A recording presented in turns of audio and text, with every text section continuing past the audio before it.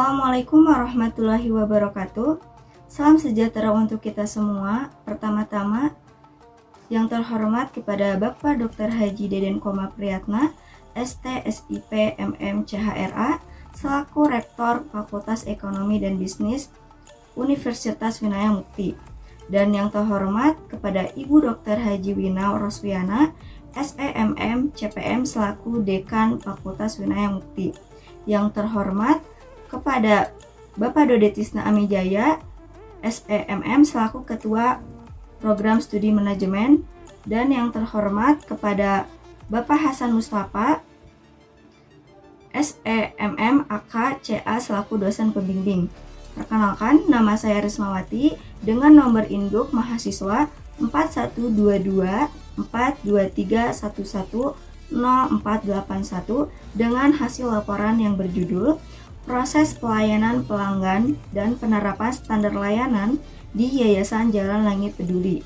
Nah, yang pokok pembahasan, yaitu yang pertama ada latar belakang, kedua ada profil yayasan, ketiga ada visi dan misi, keempat ada kegiatan magang, kelima ada kendala dan solusi, keenam ada kesimpulan dan saran, ketujuh ada refleksi diri.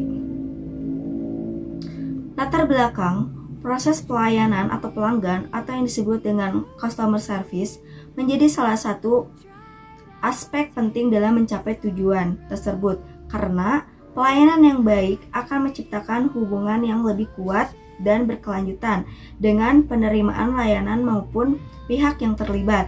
Pelayanan pelanggan yang efektif adalah krusial dalam setiap organisasi. Pelanggan yang efektif adalah elemen krusial dalam setiap organisasi termasuk yayasan sosial. Layanan yang diberikan tidak hanya berdampak pada tingkat kepuasan individu, tetapi juga berhubungan langsung dengan reputasi dan kredibilitas organisasi. Dalam konteks Yayasan Jalan Langit, pelayanan pelanggan meliputi interaksi dengan berbagai pihak, termasuk anak-anak asuh, donor relawan, serta masyarakat yang menerima manfaat dari program yayasan. Oleh karena itu, pentingnya bagi yayasan untuk memastikan bahwa standar layanan yang diterapkan dan dapat menciptakan pengalaman positif bagi semua pihak yang terlibat. Selanjutnya di sini ada profil Yayasan Jalan Langit Peduli. Jalan Langit Peduli merupakan lembaga memperdaya umat yang hadir untuk membantu masyarakat di Indonesia untuk bisa sukses jalan langit dengan fokus pada aksi yakni Al-Quran, sholat, dan infak.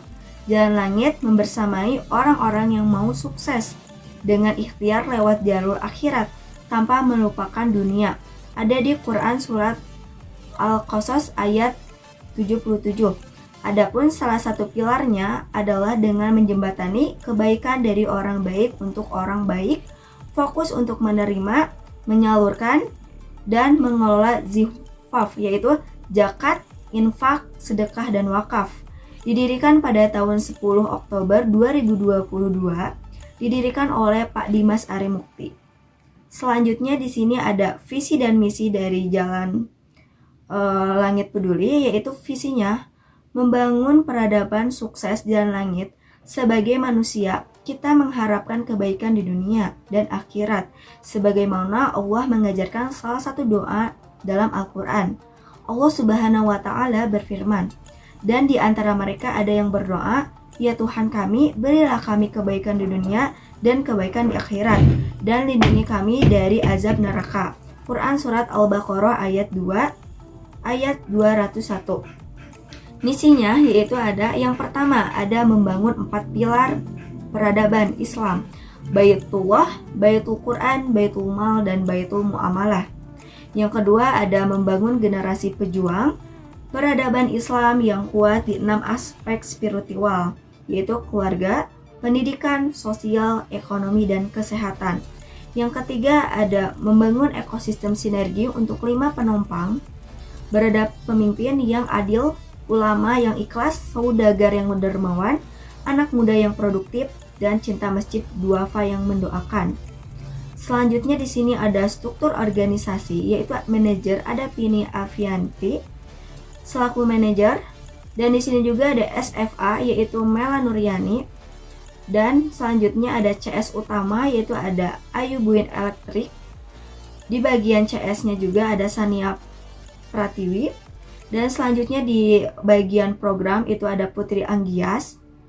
Dan selanjutnya ada sosial media yaitu ada Nur Amalia. Dan yang terakhir ada copywriter yaitu Ulfah Umiati. Selanjutnya di sini kegiatan magang. Pelaksanaan magang dilakukan selama 3 bulan dimulai dari tanggal 7 Oktober sampai 3 Januari 2025. Kegiatan magang dilaksanakan di Yayasan Jalan Langit Peduli Bandung. Sistem pembagian jam kerja itu dari mulai jam 8 pagi sampai dengan 17.00 WIB. Nah, yang pertama di sini ada absensi, ada menangani pertanyaan dan kesulitan donatur untuk infak. Yang ketiga yaitu ada memberikan informasi tentang BRB. BRB tersendiri yaitu adalah bukan receh biasa. Yang keempat ada menerima konfirmasi infak dari donatur.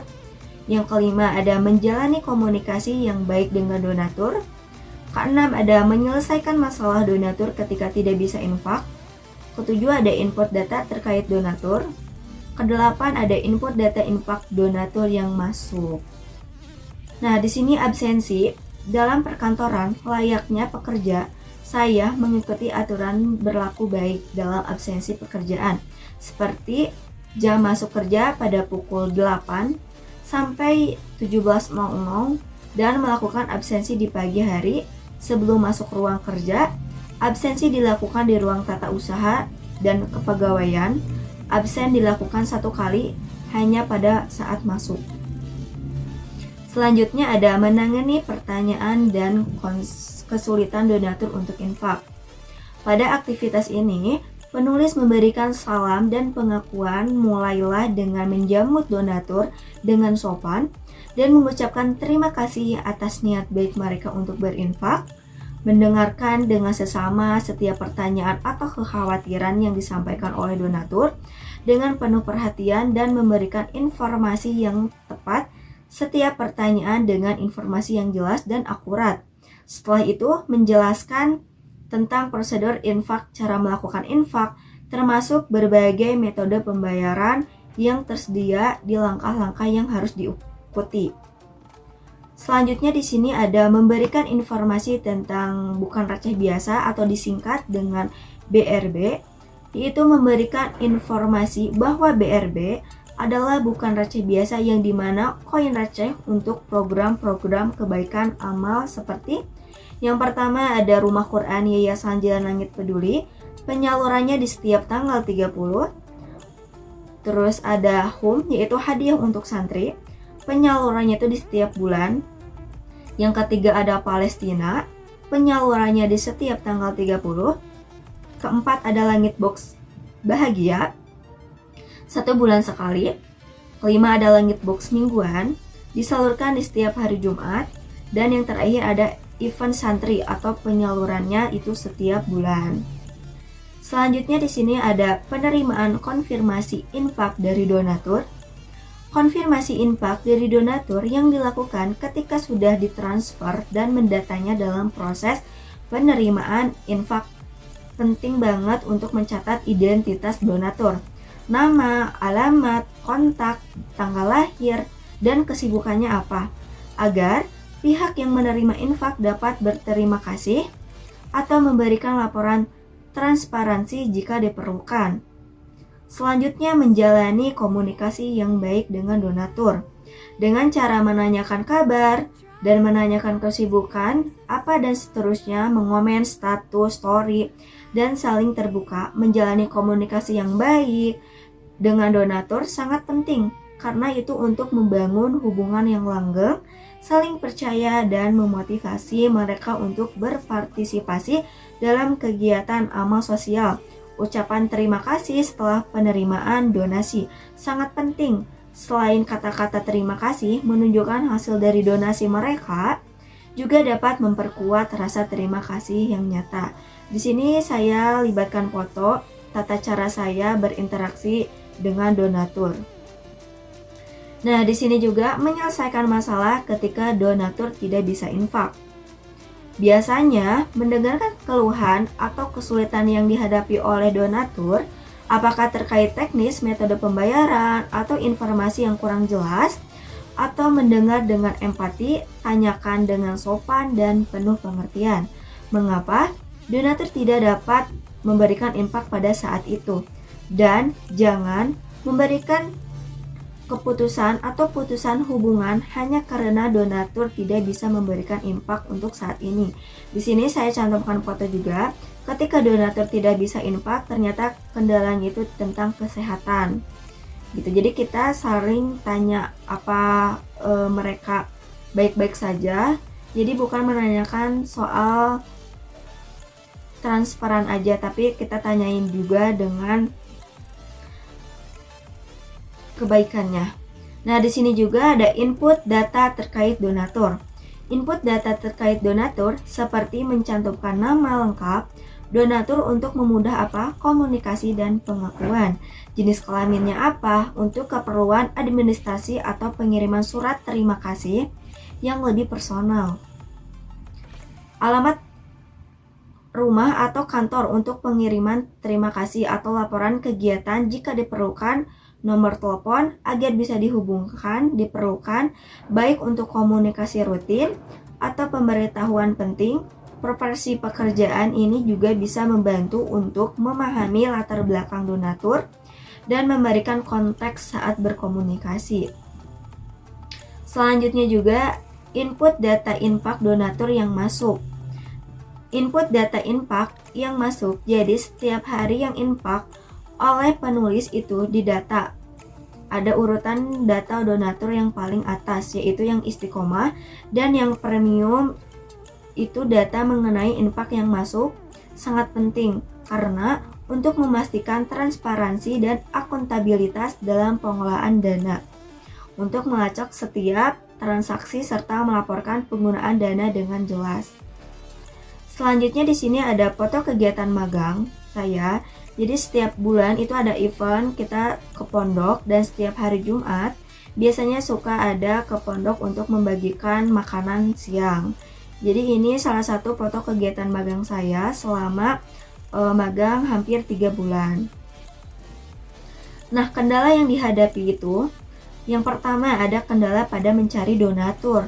Masih melakukan cara organik, yaitu praktik terkendala pada mencari donatur karena belum memiliki akses yang luas untuk menjangkau calon donatur yang potensial. Tanpa dukungan promosi berbayar, upaya kami lebih sulit mencapai banyak orang. Banyak organisasi lain yang berlomba-lomba mencari donatur tanpa strategi promosi yang kuat, posisi kami menjadi kurang kompetitif dan konsisten dalam upaya kami untuk melihat hasil yang signifikan. Tidak semua calon donatur memiliki akses yang lebih baik terhadap teknologi atau media sosial lainnya yang menjadi salah satu media utama kami untuk kampanye organikan. Yang kedua, yaitu ada kendala yang dihadapi selama magang adalah belum ada standar pelayanan. Hal tersebut juga bisa berpotensi menimbulkan berbagai masalah, baik dari segi kualitas layanan maupun kepercayaan masyarakat. Dan yang terakhir ada kendala keterbatasan pengetahuan produk atau program praktik. Terkendala pada keterbatasan informasi yang tersedia, donatur potensial seringkali tidak memiliki akses informasi yang komprehensif tentang produk atau program kami, sehingga mereka ragu untuk memberikan dukungan. Penulis juga memiliki keterbatasan dalam hal sumber daya untuk mengedukasi calon donatur mengenai produk atau program kami, seperti kekurangan staf atau materi edukasi yang menarik. Selanjutnya, cara mengatasi kendala yang pertama yaitu kendala pada mencari donatur, masih melakukan cara organikan. Cara mengatasinya, kendalanya adalah dengan melakukan WhatsApp sebaran, yang dimana WhatsApp tersebut melakukan dengan mengirimkan pesan dengan jumlah yang cukup banyak. Yang kedua, cara mengatasi kendala di yayasan agar standar yang dibuat relevan dan lebih efektif, libatkan staf langsung dengan dalam proses pelayanan. Mereka bisa memberikan wawasan mengenai tantangan yang dihadapi di lapangan dan ide-ide untuk meningkatkan kualitas pelayanan. Ini juga akan membuat staf lebih memahami, menghargai standar yang diterapkan. Selain itu juga penulis memiliki pengalaman pribadi dalam melakukan pelayanan, jadi tidak terlalu sulit. Akan tetapi, kalau untuk orang yang belum pernah melakukannya, itu pasti sangat terasa sulit. Yang terakhir, kendala keterbatasan pengetahuan produk, program praktik terkendala pada keterbatasan informasi yang tersedia. Biasanya penulis sering lebih menanyakan soal program kepada pekerja yang lebih lama kerja di yayasan, dan biasanya penulis mencari sendiri informasi di webs yang ada di Google untuk mengetahui produk atau program yang ada di Yayasan Jalan Langit. Selanjutnya, kesimpulan. Dalam kegiatan magang yang sudah penulis lakukan, penulis menarik kesimpulan bahwa yayasan tempat penulis melakukan magang telah melaksanakan proses customer service sesuai standar yang berlaku. Proses pelayanan pelanggan dan penerapan standar layanan di yayasan merupakan dua elemen penting yang saling berkaitan dalam upaya memberikan pelayanan yang berkualitas kepada pelanggan.